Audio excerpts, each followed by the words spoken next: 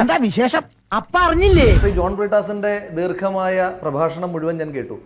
അദ്ദേഹം ഞാൻ മനസ്സിലാക്കുന്നത് അദ്ദേഹം മാധ്യമപ്രവർത്തകനായിട്ടല്ല CPM പ്രതിനിധിയായിട്ടാണ് ഇവിടെ വന്നിരിക്കുന്നതെന്നാണ്. തനി രാവണൻ 10 തലയായവന്. മാധ്യമപ്രവർത്തകനായിട്ടാണ് അദ്ദേഹം വന്നിരിക്കുന്നതെങ്കിൽ അദ്ദേഹത്തിന്റെ നിരീക്ഷണത്തിനകത്തൊന്നും ഒരു കുഴപ്പവുമില്ല. അദ്ദേഹത്തിന് എത്ര വേണമെങ്കിലും കോൺഗ്രസിനെ പറയാനായിട്ടുള്ള എല്ലാ സ്വാതന്ത്ര്യമുണ്ട്. അവൻ എന്തിനുള്ള പുറപ്പാടാണെന്ന് മനസ്സിലാവുന്നില്ല. അതല്ല, ഇടതുപക്ഷത്തിന്റെ രാജ്യസഭാ മെമ്പറായിട്ടാണ് ശ്രീ ജോൺ ബ്രിട്ടാസ് ഇവിടെ വന്നിരിക്കുന്നതെങ്കിൽ പ്രഭാഷണമൊക്കെ കൊള്ളാം, കേൾക്കാനൊക്കെ രസമുണ്ട്, നല്ല ഇമ്പവും ഉണ്ടായിരുന്നു, നല്ല ഒഴുക്കും ഉണ്ടായിരുന്നു. പക്ഷെ അതിനകത്തൊരു പ്രശ്നമുണ്ടല്ലോ ശ്രീ ബ്രിട്ടാസ്, അതിന് തന്നാരും വിളിച്ചില്ല. നിങ്ങളും മത്സരിച്ചായിരുന്നല്ലോ ഈ തെരഞ്ഞെടുപ്പിൽ. ഇപ്പൊ തെരഞ്ഞെടുപ്പിൽ മത്സരിക്കുന്ന കോൺഗ്രസിനെ മുഴുവൻ നിങ്ങൾ നന്നാക്കി എടുത്തുകൊണ്ടിരിക്കുകയാണല്ലോ. അപ്പൊ നിങ്ങൾ നന്നാകാൻ ഉദ്ദേശിക്കുന്നില്ലേ? മനുഷ്യനെ നാണം കെടുത്താനായിട്ട് ഓരോ കോമാളി വേഷോട്ടോണ്ട് ഇറങ്ങിയിരിക്കുക. പഞ്ചാബിൽ നിങ്ങളുടെ മുൻ പാർട്ടിയുടെ അഖിലേന്ത്യാ സെക്രട്ടറി, ദീർഘകാല സെക്രട്ടറി ആയിരുന്ന ഹർകിഷൻ സിംഗ് സുർജിത്തിന്റെ മണ്ണ, ഒരുപാട് കമ്മ്യൂണിസ്റ്റ് നേതാക്കന്മാർക്ക് ജന്മം കൊടുത്ത മണ്ണ. അവിടെ ഈ തെരഞ്ഞെടുപ്പിൽ നിങ്ങളുടെ വോട്ടിംഗ് ശതമാനം എത്രയാണെന്ന് അറിയാമോ? 0.06%. ഉത്തരാഖണ്ഡിൽ നിങ്ങളുടെ വോട്ടിംഗ് ശതമാനം എത്രയാണെന്ന് അറിയാമോ? 0.04%. അവിടെ നിന്ന് UP-യിലേക്ക് എത്തുമ്പോ ഈ കോൾഗേറ്റ് പരസ്യം പോലെയാ, പരസ്യവാചകം പോലെയാ. 0.01% കീടാണു എന്ന് പറയുന്നതിന്റെ കൂട്ട് 0.01% മാത്രമാണ് നിങ്ങളുടെ വോട്ട് ഷെയർ. അങ്ങനെ ഒരു പാർട്ടിയുടെ പ്രതിനിധി വന്നിരുന്നിട്ടാണ് ഈ സംസ്ഥാനങ്ങളിലൊക്കെ മുഖ്യ പ്രതിപക്ഷമായ കോൺഗ്രസിനെ പറയുന്നത്.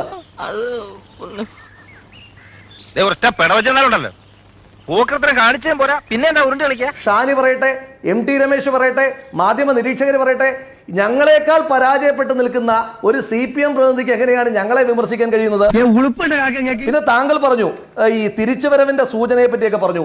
നിങ്ങളുടെ കയ്യിൽ നിന്ന് നഷ്ടമായ സംസ്ഥാനങ്ങൾ തിരിച്ചു വരുന്നതിന് എന്തെങ്കിലും വിദൂരമായ സാധ്യതയെങ്കിലും നിങ്ങൾ നൽകുന്നുണ്ടോ? അവൻ പറയുന്ന കാര്യങ്ങൾ കുറെയൊക്കെ ശരിയല്ലേ? വെസ്റ്റ് ബംഗാളിൽ 2006 176 സീറ്റ് ഉണ്ടായിരുന്ന സംസ്ഥാനത്തിനകത്ത് ഇപ്പൊ നിങ്ങളുടെ സീറ്റ് എത്രയാ? 0 സീറ്റ്. അങ്ങനെ ഒരു ഗതികേട് കേരളത്തിൽ, ഈ രാജ്യത്ത് ഒരു സംസ്ഥാനത്തിനകത്ത് കോൺഗ്രസിനില്ല.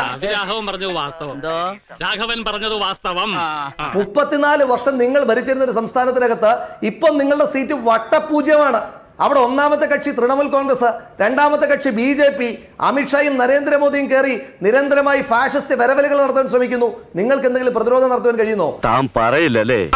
പറയാൻ പറ്റൂ. നിങ്ങൾ ഞങ്ങളുടെ കുറച്ച് MLA-മാരും MP-മാരും പോയതിനെ പറ്റി പറയുന്നു. ത്രിപുര ദീർഘകാലം നിങ്ങൾ ഭരിച്ച സംസ്ഥാനം, അവിടുത്തെ വോട്ടിംഗ് ശതമാനം എടുത്തു കഴിഞ്ഞാൽ നിങ്ങൾ പാർട്ടിയായിട്ട് തന്നെ 1% പാർട്ടിയായിട്ട് തന്നെ BJP-യിലേക്ക് പോയി.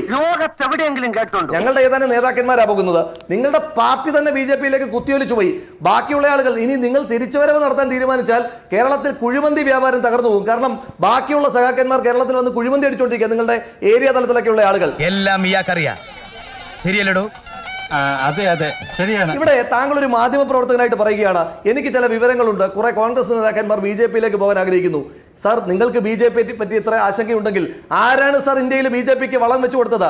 ആരാണ് സാർ ഈ രാജ്യത്ത് BJP-ക്ക് വേണ്ടി വഴിവെട്ടി കൊടുത്തത്? അപ്പൊ ഇതിനകത്ത് എന്തോ ചുറ്റിക്കളി ഉണ്ടല്ലോ. എന്ത് ചുറ്റിക്കളി? ഒരു ചുറ്റിക്കളി ഇല്ലല്ലേ?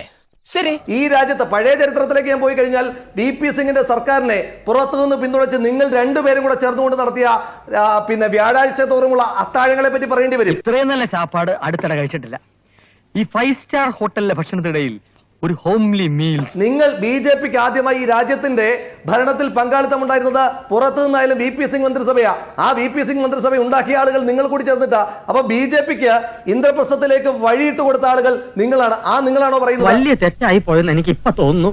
ഇപ്പൊ തോന്നിയിട്ടുണ്ട് ഫലം. ഏറ്റവും ഒടുവിൽ UPA ഒന്നാം സർക്കാർ, നമ്മൾ ഒരുമിച്ചുണ്ടാക്കിയ ഒന്നാം സർക്കാർ, ആ ഒന്നാം സർക്കാരിന്റെ കാലത്ത് ആണവ കരാറിന്റെ പേരിൽ നിങ്ങൾ അവിശ്വാസ പ്രമേയം കൊണ്ടുവന്നു സാർ. അത് ശരി. അവിശ്വാസ പ്രമേയം കൊണ്ടുവന്നാൽ എന്താ കീഴ്വഴക്കം? അതായത് കീഴ്വഴക്ക പ്രകാരം, കീഴ്വഴക്കമാണല്ലോ പലപ്പോഴും നമ്മുടെ പാർലമെന്ററി പ്രൊസീഡിംഗ്സിലെ പ്രധാനപ്പെട്ട സംഗതി. താങ്കൾ പാർലമെന്റ് അംഗമാണല്ലോ, താങ്കൾക്ക് അറിയാമല്ലോ. പറഞ്ഞത് കേട്ടോടാ, അന്തസ് വേണോടാ, അന്തസ്. ആ കീഴ്വഴക്ക പ്രകാരം നിങ്ങൾ കൊണ്ടുവന്ന അവിശ്വാസ പ്രമേയം പാസ്സായിരുന്നുവെങ്കിൽ BJP-യുടെ പ്രതിനിധിയെ പ്രധാനമന്ത്രിയെ കൊണ്ടുവരുന്ന സാഹചര്യം ഉണ്ടാകുമായിരുന്നു. അതിനെ പ്രതിരോധിച്ചത് ഞങ്ങളാണ് സാർ. ഈ രാജ്യത്ത് BJP എല്ലാ സംസ്ഥാനങ്ങളിലും ഞങ്ങൾ കിട്ടാവുന്ന പ്രതിപക്ഷ സംഘടനകളെല്ലാം ചേർത്ത് പിടിച്ചുകൊണ്ട് മുന്നോട്ട് പോകുമ്പോൾ നിങ്ങളല്ലേ സാർ ഈ കുളങ്കലക്കൽ ഏർപ്പാടുകൾ നടത്തുന്നത്?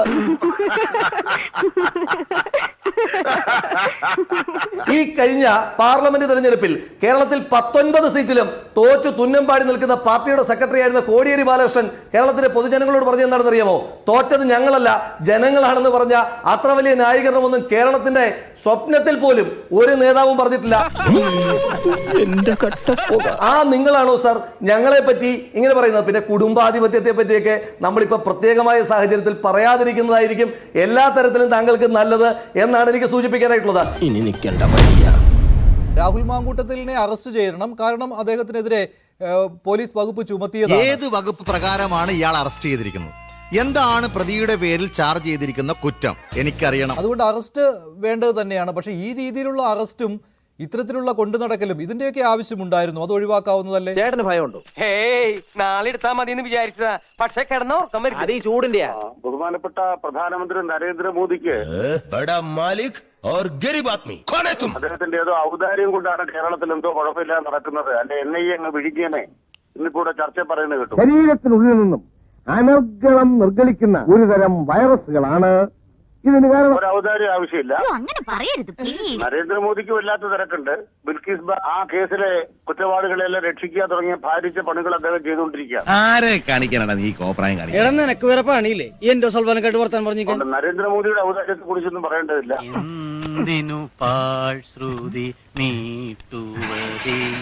പിന്നെ ഇർഫാൻ ഒക്കെ ഗുണ്ടയാണെന്നൊക്കെ പറയുന്ന ആളുകൾക്ക് പിന്തുണ കൊടുക്കുന്ന ആളുകളെ കുറിച്ച് നമ്മൾ എന്ത് പറയും? ഞാൻ വന്ന ദിവസം തൊട്ട് നീ എന്നെ ഒരുമാതിരി ആക്കുന്നുണ്ട്. അതങ്ങ് കൈ വെച്ചിരുന്നാ മതി. ഈ കേപ്പിയുടെ തനി കൊണ്ടു നിനക്ക് അറിഞ്ഞൂടാ കേട്ടോ. ഈ ഡിസംബർ മാസം 22 തീയതി പരമ ഗുണ്ടയാണ് ഇർഫാൻ ഹബീബ്. എന്താ സംശയം? സിംഗപ്പൂരിലെ ആളുകളൊക്കെ പറയുമ്പം അദ്ദേഹം ആദരിക്കപ്പെടുകയാണ്. കാരണം നിങ്ങളെപ്പോലെ നീചമായ നാവ് കൊണ്ട് പട്ടച്ചാരായ കൊണ്ടൊഴിച്ച് കൊട്ടാരം നശിപ്പിച്ചു. അത് എന്ത് ആദരിക്കപ്പെടുന്നു? പച്ചയ്ക്ക് കണ്ടതല്ലേ, പച്ചയ്ക്ക് കണ്ടതല്ലേ അങ്ങനെ ഗവർണറുടെ പ്രസംഗം തടസ്സപ്പെടുത്തുന്നത്? മര്യാദക്ക് പോയില്ലടാ. ഞാൻ ഇങ്ങനെ രാജ്യത്തെ ഗവർണറുടെ പ്രസംഗം തടസ്സപ്പെടുത്തുന്നവരും നടത്തുന്ന വാഗ്വാദം പോലെയാണോ? അത് തന്നെ എനിക്കും പറയാനുള്ളത്. മനുഷ്യനാണല്ലേ ഇത്രയ്ക്ക് ചീപ്പാൻ പാടില്ല. ഇതിനുള്ള മറുപടി പറയാൻ എനിക്ക് അറിയാഞ്ഞിട്ടല്ല, പക്ഷേ സമയം. രാജ്യത്തെ ഒറ്റുകൊടുത്ത് പെശകാണല്ലോ ശ്രീരേട്ടാ. സബ്ജക്റ്റിലേക്ക് അനാവശ്യമായിട്ട് നാട്ടില് എല്ലാവരെയും അറസ്റ്റ് ചെയ്ത് ജയിലിലിട്ട് ജയിക്കാന്നാണോ നിങ്ങളുടെ വിചാരം? അവന്റെ പോക്ക് കാണുമ്പോൾ ഒരു ഏകാധിപതിയാകാനുള്ള ലക്ഷണമാ കാണുന്നത്. അപ്പൂതി മനസ്സിലിരിക്കുള്ളൂ. ഞാൻ പറയട്ടെ, അച്ചാരമ്പത്ത് പ്രതിഭനെ തുറന്നു വിട്ടത് ആരാ? എന്തെങ്കിലും ഒന്ന് പറയടേ. അവസാനം കൊട്ടയിലുള്ളതുമില്ല, ഒറ്റാലി കിടന്നും പോയി എന്ന് പറഞ്ഞാലാവും. KT ജയകൃഷ്ണൻ മാസ്റ്ററെ കൊന്ന അച്ചാരമ്പത്ത് പ്രതിഭനെ വെറും 4 വർഷം കഴിഞ്ഞപ്പോ 10 വർഷമായി എന്ന് പറഞ്ഞ് തുറന്നു വിട്ടത് ആരാ? നിങ്ങളല്ലേ? ഒരു കയ്യബദ്ധം നാറ്റുകരുത്. അവര് കുറ്റം ചെയ്തെന്ന് കണ്ടെത്തിയത് ഇതേ സുപ്രീം കോടതിയാണ്. എന്തോ ഞാനൊന്നും കേട്ടില്ല. പുല്ല് ചെവി അടിച്ചു പോയാ എന്തോ. ഈ വിഷയത്തിലേക്ക് വരാനിൽ കളരിപ്പറമ്പില് തേങ്ങ കക്കാൻ പോയി പാതിരാത്രിക്ക്. അതെ, അവിടെന്നാ കൂടിയത്. പറയാനില്ലാത്തതുകൊണ്ട് സുപ്രീം കോടതിയിൽ സബ്ജക്റ്റിനെ പറ്റി സംസാരിക്കും. എഴുന്നേറ്റ് പോയിക്കോളാം. ഈ തലയുടെ മറിയിപ്പൊന്ന് മാറ്റി. ഡിസംബർ മാസം 22 തീയതി തിരുവനന്തപുരം നഗരത്തിൽ എന്താ ചെയ്തത്? ഒന്ന് നിർത്തണോ തന്റെ ഈ പുളു? അവിടെ കുറെ ആളുകള് അക്രമത്തിന് ആയുധങ്ങളുമായിട്ട് ഇവിടെ മനുഷ്യരിക്കണു. ഒക്കെ മൃഗങ്ങളല്ലേ, ഇരുകാലി മൃഗങ്ങൾ. അവര് പോലീസിനെ അടിച്ച് താഴെ ഇരുന്ന് കണ്ടില്ലേ?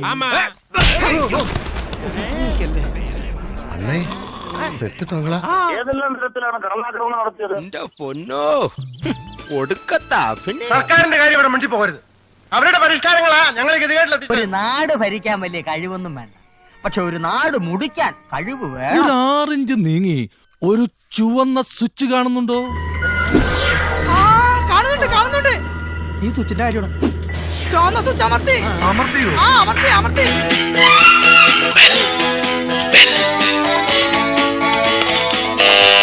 Thank you. ഈ ഉപകാരം മറന്നാലും ഞാൻ മരിക്കില്ല. ഇതൊക്കെ എന്ത്? അപ്പോ നാളെ നേരത്തെ തന്നെ ഇങ്ങോട്ട് എത്തണം കേട്ടോ. ശരി.